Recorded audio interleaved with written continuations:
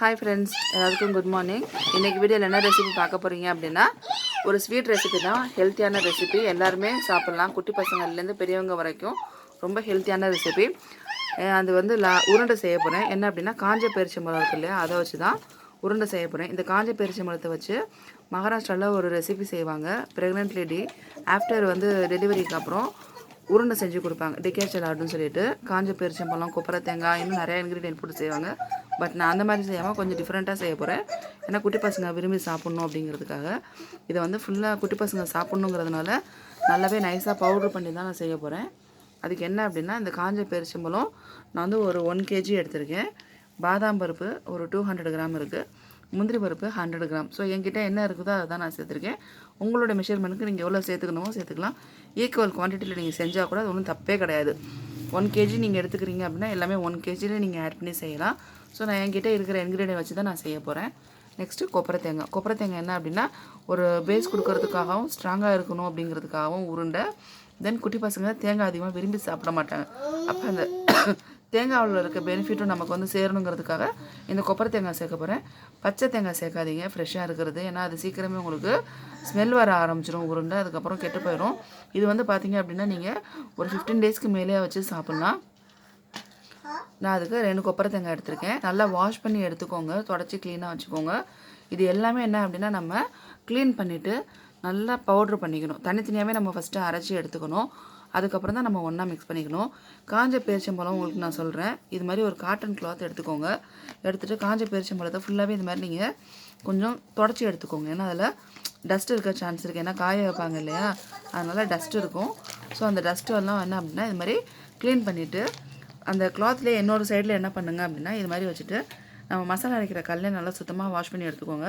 அதை இப்படி தட்டினீங்க அப்படின்னா உங்களுக்கு உடஞ்சிரும். ஏன்னா காஞ்ச பேரிச்சம்பழங்கிறதுனால கொட்டை எடுக்கிறது கத்தியாலே எடுக்க முடியாது. அது கொஞ்சம் ஹார்டாக இருக்கும். அப்போ உங்களுக்கு கையில் வந்து கத்தி படுறதுக்கு சான்ஸ் நிறையா இருக்குது. அப்போ இது மாதிரி நீங்கள் இப்போ எடுத்துகிட்டு கொட்டையை தனித்தனியாக எடுத்துருங்க. எடுத்துகிட்டு அதுக்கப்புறம் இது மாதிரி முழுசாக இருக்குது இல்லையா, ஸோ அதாவது இது மாதிரி தட்டில் நீங்கள் ஜஸ்ட்டு கையால் நீங்கள் இது மாதிரி நீங்கள் உடச்சி விட்டினாலே உடஞ்சிரும். ஸோ அப்போ நமக்கு மிக்சியில் அரைக்கிறதுக்கு ஈஸியாக அரைப்பட்டுரும். இதுதான் ப்ரொசீஜர். காஞ்சி பேரிச்சம்பழத்தை நம்ம பவுட்ரு பண்ணுறதுக்கு முன்னாடி செய்கிறது. நீங்கள் டைரெக்டாக மிக்சியில் போட்டிங்கன்னா மிக்சி வந்து வீணாக போயிடும், பார்த்துக்கோங்க. இதெல்லாம் பிகினர்ஸ்க்கான டிப்ஸு.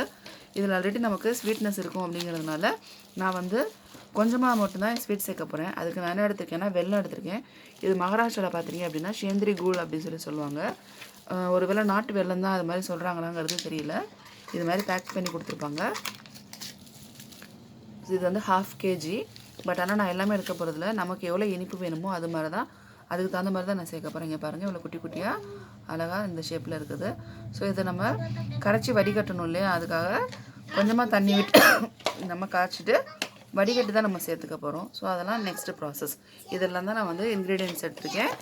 லேசாக உப்பு, ஏலக்காய் பொடி எல்லாமே நம்ம சேர்க்கும் போது சேர்த்துக்கலாம். மெயினான இன்க்ரீடியன்ட் இதில் தான். இதெல்லாம் இப்போ நம்ம ரெடி பண்ணிக்கலாம். முந்திரி பருப்பு எப்போதுமே நீங்கள் என்ன பண்ணணும் அப்படின்னா, நல்லா பாதியாக க்ளீன் பண்ணிடுங்க. எடுத்துகிட்டு பாருங்கள், ஏன்னா புழு இருக்க சான்ஸ் இருக்குது. அது மாதிரி க்ளீன் பண்ணுங்கள். அது மாதிரி பாதாம் பருப்பும் தட்டில் போட்டுட்டு ஏதாவது பூச்சி புழு இருக்குதான்னு சொல்லிட்டு அதையும் செக் பண்ணிட்டு வச்சுக்கோங்க. அதே மாதிரி இந்த பேரிச்சம்பழத்தை நான் சொன்ன ப்ரொசீஜரில் இது மாதிரி செஞ்சு வச்சுக்கோங்க. ஸோ இது எல்லாமே நான் ரெடி பண்ணிவிட்டு அரைக்க போகிற ஸ்டேஜில் உங்கள்கிட்ட கண்டினியூ பண்ணுறேன். ஹாய் ஃப்ரெண்ட்ஸ், நான் வந்து இந்த பேரிச்சம்பழம் உடச்சிக்கிட்டு இருக்கேன். கொஞ்சம் உங்கள்கிட்ட காட்டணும்னு தோணுச்சு. அதான் நான் வந்து பாதி உடச்சதுக்கப்புறம் இப்போ திரும்ப உங்கள்கிட்ட காட்டுறேன். இங்கே பாருங்கள், க்ளீன் பண்ணி இந்த அளவுக்கு நான் எடுத்து வச்சுருக்கேன். அதனால தான் துணி எடுக்கும்போதே நம்ம பெரிய துணியாக எடுத்துட்டோம் அப்படின்னா ஒரு சைடு நம்ம தொடச்சி எடுத்தாலும் என்ன அப்படின்னா மீதி சைடில் அந்த எல்லாத்தையும் வச்சுக்கலாம். என்ன பண்ணணும் அப்படின்னா, இங்கே பாருங்கள், நான் தட்டி வச்சுருக்கேன். ஸோ இது மாதிரி எடுத்துக்கோங்க. துணியிலே வச்சுட்டு இப்படி நீங்கள் தட்டினீங்கன்னா உங்களுக்கு இது மாதிரி வந்துடும் பாருங்கள். ஸோ கொட்டை தனியாக வந்துருச்சு அப்படின்னா அதை நீங்கள் கையோடு எடுத்து போட்டுருங்க. ஸோ இதில் என்ன பண்ணுங்கள் அப்படின்னா, ஒரே இடத்துல வச்சு நீங்கள் துணியில் தட்டினீங்கன்னா துணி ஓட்டையாக போயிடும். கொஞ்சம் இடத்த மாற்றி வச்சு தட்டணும். அப்போ என்ன ஆகும் அப்படின்னா உங்களுக்கு இது மாதிரி வந்துடும். ஸோ தட்டினது எல்லாத்தையும் ஒரு சைடில் வச்சுட்டிங்கன்னா கொட்டையை நீங்கள் தனியாக எடுத்துக்கலாம் இது மாதிரி. ஸோ இங்கே பாருங்கள்,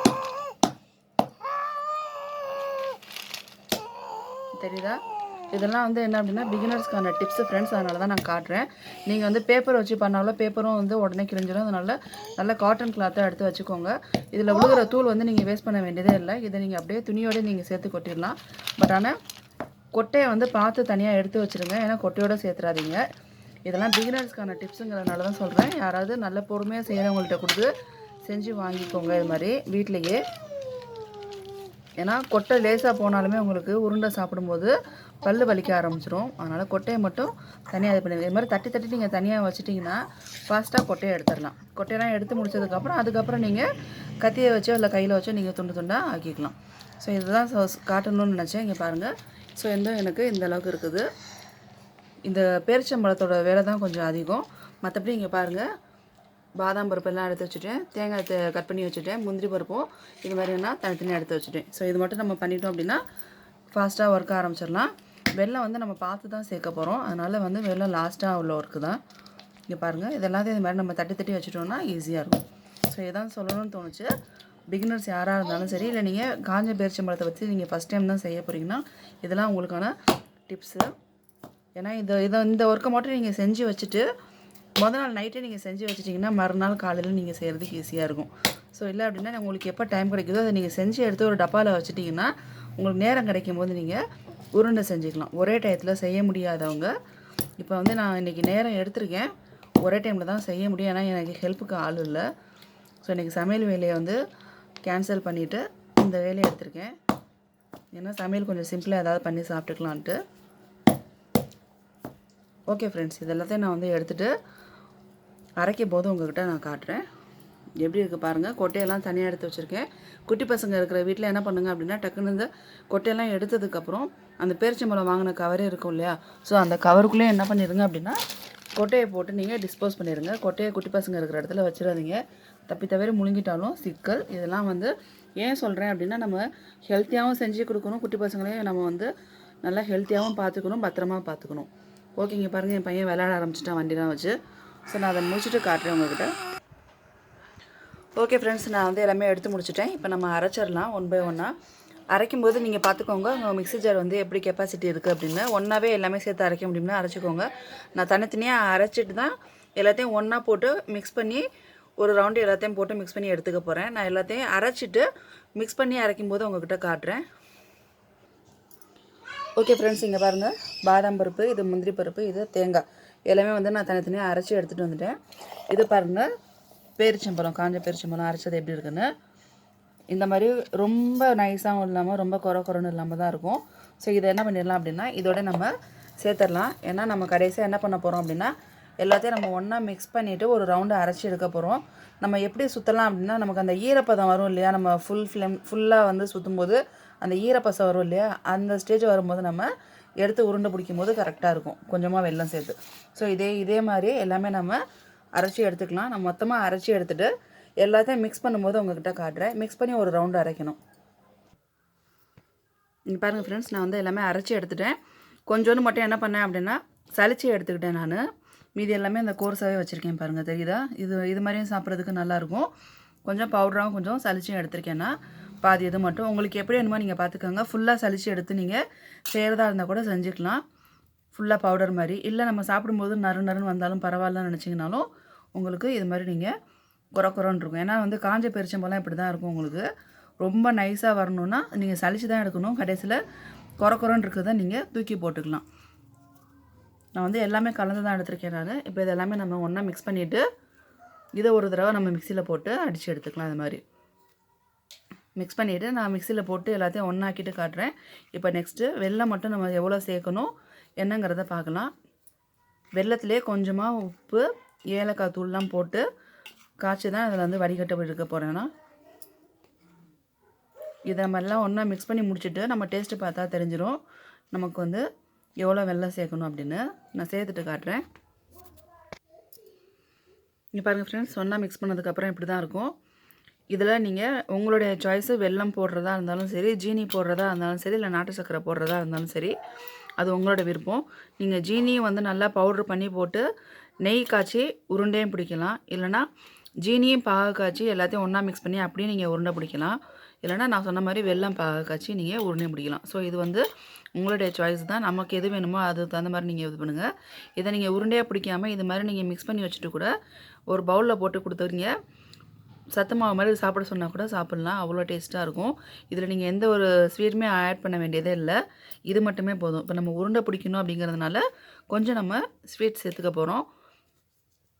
ஓகே, நம்ம இப்போ வெல்லம் எடுத்துக்கலாம். நான் வெல்லம் வந்து பாதி தான் எடுக்க போகிறேன். நான் ஒரு 1/4 கிலோ அளவுக்கு வெல்லம் எடுத்திருக்கேன். ஸோ அதை வந்து நான் இப்போ தட்டியெல்லாம் போடுறதில்ல, அப்படியே தண்ணி ஊற்றி தான் அதை நான் ஹீட் பண்ண போகிறேன். தண்ணி வந்து நான் வெல்லத்துக்கு மேலே இருக்கிற மாதிரி எடுத்திருக்கேன்னா நமக்கு வந்து எல்லாமே மிக்ஸ் ஆகணும், வெல்லம் கரையணும், அவ்வளோதான். எந்த ஒரு பாகுபதமும் கிடையாது இதுக்கு. நம்ம ஃபுல்லாக கரைச்சிட்டு இது பண்ணிக்கலாம். இதில் நான் கொஞ்சோண்டு உப்பு, ஏலக்காய் தூள் சேர்த்துக்கிறேன். ஏலக்காய் தூள் என்கிட்ட இருக்குது, அதனால் ஏலக்காய் பொடியை நான் சேர்த்துக்கிறேன். ஒரு பிஞ்சு உப்பு எடுத்திருக்கேன் நான், அவ்வளோதான். ஸோ நல்லா நமக்கு கொதித்து வரட்டும், அவ்வளோதான். வெல்லம் ஃபுல்லாக கரைஞ்சா போதும். நம்ம டைரெக்டாக வடிகட்டி உருண்டை பிடிக்க வேண்டியதான். நமக்கு எல்லாமே வடிகட்டிடக்கூடாது. நமக்கு எவ்வளோக்கு உருண்டைக்கு தேவையோ அதுக்கு தகுந்த மாதிரி மட்டும் வடிகட்டிட்டால் போதும். எக்ஸ்ட்ரா உள்ளதை நீங்கள் வேறு எதுக்காவது யூஸ் பண்ணிக்கோங்க. சப்போஸ் பத்தலன்னு நினச்சிங்கன்னா இப்போவே நீங்கள் தண்ணி ஆட் பண்ணிக்கலாம். ஓகே ஃப்ரெண்ட்ஸ், வெல்லம் நமக்கு கரைச்சி எடுத்துகிட்டு வந்தாச்சு. எந்த ஒரு பாகுபாதமும் இல்லை, வெல்லம் மட்டும் கரைஞ்சா போதும். குட்டி குட்டி வெல்லங்கிறதுனால சீக்கிரமே கரைஞ்சிருச்சு. ஸோ அப்போ நம்ம வடிகட்டிட வேண்டியதான். பாருங்கள் ஃப்ரெண்ட்ஸ், நான் வடிகட்டியிருக்கேன். எல்லாமே வடிகட்டில் வச்சுருக்கேன்னா இங்கே பாருங்கள், வடிகட்டும் போதே நமக்கு அந்த ஏலக்காய் தூள் அந்த சக்கை எல்லாமே இதாயிரும். ஸோ ஃபஸ்ட்டு மிக்ஸ் பண்ணி பார்த்துக்கோங்க எவ்வளோக்கு இருக்குது அப்படின்னு. பத்தலை அப்படின்னா நம்ம மேற்கொண்டு வடிகட்டிக்கலாம். பொறுமையாக மிக்ஸ் பண்ணுங்கள், கையை வச்சு மிக்ஸ் பண்ணிடாதீங்க, ஏன்னா சூடாக இருக்கும். ஏன்னா பிகினர்ஸ்லாம் சட்டுன்னு கையை வச்சுருவாங்க, அதுக்காக தான். பில்லோ ஹா கோ பேக். நமக்கு இருக்க ஆரம்பிச்சிடும். அதுக்கப்புறம் நமக்கு பார்க்க நிறையா தெரியும். அதுக்கப்புறம் மிக்ஸ் பண்ணிட்டோம் அப்படின்னா கொஞ்சமாக ஆகிடும். ஸோ பார்த்து மிக்ஸ் பண்ணிக்கோங்க. நான் மிக்ஸ் பண்ணிவிட்டு காட்டுறேன். இன்னும் கொஞ்சம் தேவைப்பட்டது வடிகட்டியிருக்கேன். பாருங்கள், எல்லாமே நான் வடிகட்டல, மொத்தமாக வடிகட்டிடாதீங்க, அப்புறம் உருண்டை பிடிக்க முடியாமல் கொலன்னு இருக்கும். பார்த்து மிக்ஸ் பண்ணிவிட்டு ஓரளவுக்கு மிக்ஸ் ஆனதுக்கப்புறம் கையால் மிக்ஸ் பண்ணி பார்த்துட்டு உருண்டை பிடிக்க வருதான்னு பாருங்கள். பார்த்துட்டு அதுக்கப்புறம் வேணுங்கிறத மிக்ஸ் பண்ணுங்கள். இல்லைனா அந்த பாகம் மிச்சம் இருந்தால் நமக்கு பிரச்சனை இல்லை, வேறு எதுக்காவது நம்ம யூஸ் பண்ணிக்கலாம். பட் ஆனால் ஒரே எல்லாத்தையும் மிக்ஸ் பண்ணிடாதீங்க. இதை நான் மிக்ஸ் பண்ணிவிட்டு காட்டுறேன். இங்கே பாருங்கள் ஃப்ரெண்ட்ஸ், ஓரளவு சூடு வந்து பிடிக்கிற அளவுக்கு தான் இருக்குது. அதனால் கையை வச்சே மிக்ஸ் பண்ணி பாருங்கள். இந்த பாகையே கரெக்டாக இருக்கும்னு நினைக்கிறேன். மேற்கொண்டு சேர்க்க வேண்டியதில்லை, தெரியுதா உங்களுக்கு மிக்ஸ் பண்ணும்போதே. ஸோ எல்லாமே நல்லா ஒன்றா மிக்ஸ் பண்ணி முடிச்சிட்டோன்னா ஃபுல்லாக எல்லா பாகும் மிக்ஸ் ஆகிரும். நமக்கு அழகாக உருண்டை பிடிக்க வந்துடும்.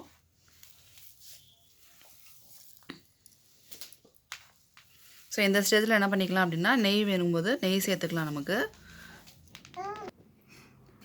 நெய் பாருங்கள், நான் ஆல்ரெடி ஹீட் பண்ணி தான் வச்சுருக்கேன். நமக்கு வேணுங்கிற அளவுக்கு ஊற்றிக்கலாம். இவ்வளோ தான் ஊற்றணுங்கிறதெல்லாம் கிடையாது. ரொம்ப அதிகமாக ஊற்றிட்டிங்கன்னா நெய் டேஸ்ட்டு தான் இருக்கும். ஸோ ஓரளவு நீங்கள் சேர்த்துக்கோங்க, உங்களுக்கு வேணுங்கிற அளவுக்கு சேர்த்துக்கோங்க. இங்கே பாருங்கள் ஃப்ரெண்ட்ஸ், உங்களுக்கு நான் காட்டணுங்கிறதுக்காக தான் கையிலே எடுத்திருக்கேன், தெரியுதா? கையில் ஊற்றி எடுத்துக்கிட்டேன் அப்படியே. இந்த அளவுக்கு நமக்கு நெய் போதும். ஸோ இப்போ அவ்வளோதான். எல்லாமே நல்லா ஒன்றா மிக்ஸ் பண்ணிவிட்டு உருண்டை பிடிக்க வேண்டியதான். நான் உருண்டை பிடிக்கலாம் காட்டுறேன் இப்போ. அவ்வளோதான் ஃப்ரெண்ட்ஸ், பாருங்கள், எல்லாமே ஒன்றா மிக்ஸ் பண்ணியாச்சு. உங்களுக்கு இதை பர்ஃபி மாதிரி வேணும்னாலும் நீங்கள் ஒரு ட்ரேயில் இல்லைனா தட்டில் நல்லா பரப்பி வச்சுட்டு நீங்கள் பர்ஃபி மாதிரி கூட கட் பண்ணிக்கலாம். இல்லைனா நம்ம உருண்டையாகவும் பிடிச்சிக்கலாம் நமக்கு. ஸோ உருண்டையாக பிடிச்சிட்டோம் அப்படின்னா நமக்கு வந்து அந்த இது தெரியும் இல்லையா, கணக்கு சாப்பிட்றதுக்கும் நல்லாயிருக்கும், பார்க்குறதுக்கும் நல்லாயிருக்கும், ஒரு ஃபீல் டிஃப்ரெண்ட்டாக இருக்கும். பர்ஃபி அப்படிங்கும்போது என்ன அப்படின்னா அது காமனாக தெரியும் நமக்கு. இங்கே பாருங்கள், உருண்டையை ஈஸியாக பிடிக்க வரும். உங்களுக்கு எந்த ஒரு ரிஸ்க்குமே கிடையாது உருண்டை பிடிக்கிறதுக்கு. ஃபாஸ்ட்டாக பிடிச்சி முடிச்சிடலாம். பாருங்கள், உடச்சும் காட்டுறேன் எவ்வளோ சாஃப்டாக இருக்குன்னு. பல்லு இல்லாதவங்க முதற்கொண்டு சாப்பிட்லாம், அந்த அளவுக்கு வந்து சூப்பராக இருக்கும். ஸோ நீங்கள் வந்து பிடிச்சி வச்சுட்டு அப்புறமா கடைசியில் ஷேப் கொடுக்குறதா இருந்தால் கூட கொடுத்துக்கோங்க, ஒன்றும் பிரச்சனை இல்லை. நான் ஒரு கையில் ஃபோன் பிடிச்சிருக்கேன், அதனால் நல்லா 2 கையில் இது பண்ண முடியல. நமக்கு வந்து மற்றது எல்லாமே நைஸாக அரைச்சிருந்தாலும் பேரிச்சம்பழம் வந்து கொஞ்சம் கோர்ஸாக தான் இருக்குன்னு சொன்னேன் இல்லையா, அதனால் என்ன அப்படின்னா கடித்து சாப்பிடும்போது ரொம்ப டேஸ்ட்டு நல்லாயிருக்கும். கொட்டை மட்டும் அதுக்குள்ளே சேராமல் பார்த்துக்கோங்க. ஸோ இந்த உருண்டை வந்து பார்த்தீங்க அப்படின்னா மினிமம் ஒரு 15 டேஸ்க்கு மேலே நீங்கள் வச்சு சாப்பிட்லாம். பட் ஆனால் அந்த அளவுக்கு நமக்கு வந்து வீட்டில் இருக்காது. டெய்லி 1 2 போக வர எடுத்து சாப்பிட்டோம் அப்படின்னா 1 வீக் இல்லைனா 1 வீக்கே ஜாஸ்தி தான் நமக்கு. ஸோ எல்லாருமே இந்த உருண்டையை எடுத்துக்கலாம், ரொம்ப ஹெல்த்தி. ஃபாஸ்ட்டாக உருண்டை பிடிச்சிடலாம். பாருங்கள், அந்த பேரிச்சம்பழம் ரெடி பண்ணுறது தான் கொஞ்சம் டைம் எடுக்கும், மற்றபடி ஈஸியாகவே முடிச்சிடலாம் ஒர்க் எல்லாமே. நான் சொன்ன மெத்தடில் ஜீனி இல்லைன்னா வெல்லம் பவுடர் இல்லைன்னா பாகு தண்ணி பாகுன்னு கூட சொல்ல முடியாது, வெல்லத்தை கரைச்சி மிக்ஸ் பண்ணுறது. நான் வந்து ஏன்னா தான் நடந்த உருண்டை பிடிச்சிட்ருக்கேன். கடைசியாக தான் நான் ஷேப் கொடுக்க போகிறேன். ஸோ எல்லாமே நான் பிடிச்சிட்டு ஃபுல்லாக ஷேப் கொடுத்துட்டு எத்தனை உருண்டை வந்திருக்குன்னு உங்கள்கிட்ட நான் காட்டுறேன். ஓகே ஃப்ரெண்ட்ஸ், டேஸ்டியான ஹெல்த்தியான ட்ரை டேட்ஸ் லட்டு ரெடி ஆகிடுச்சு.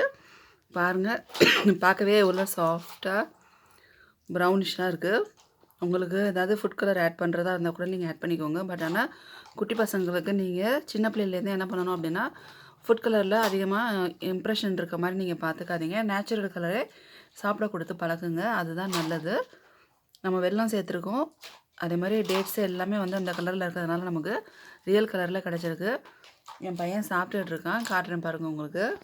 கசை லாடு छान छान आहे, छान छान छान छान,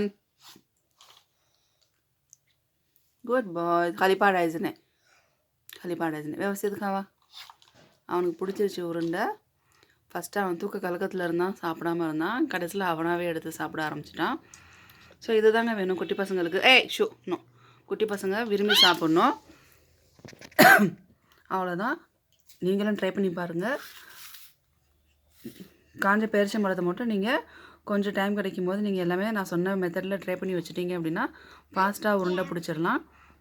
நீங்கள் உருண்டை பிடிக்காமல் பர்ஃபியாக செஞ்சு சாப்பிட்றதா இருந்தாலும் சாப்பிடுங்க. இல்லைனா நீங்கள் இருக்கிற ஸ்வீட்டே போதும், மேற்கொண்டு எதுவும் சுகர் வெல்லம் எதுவுமே சேர்க்க வேண்டாம்னு நினச்சிங்கன்னா நான் சொன்ன மாதிரி சத்து மாவு மாதிரி அதை ஒரு பவுலில் போட்டு எடுத்து சாப்பிடவும் செய்யலாம்.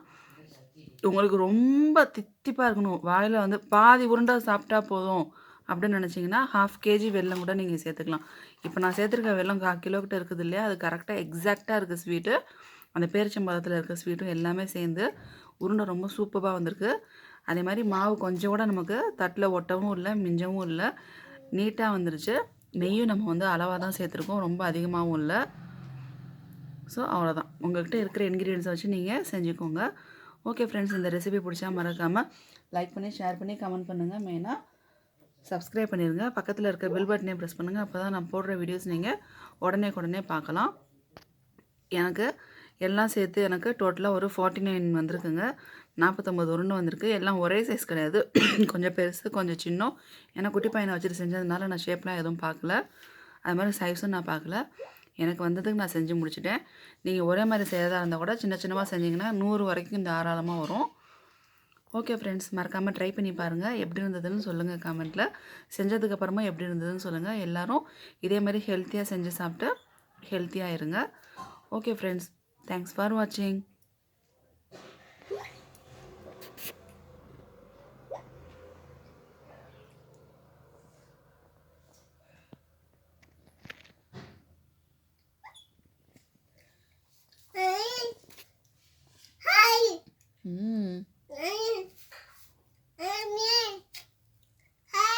Kai, देऊ देऊ देऊ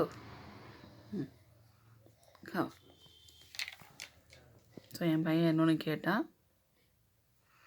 ஓகே ஃப்ரெண்ட்ஸ், பாய்.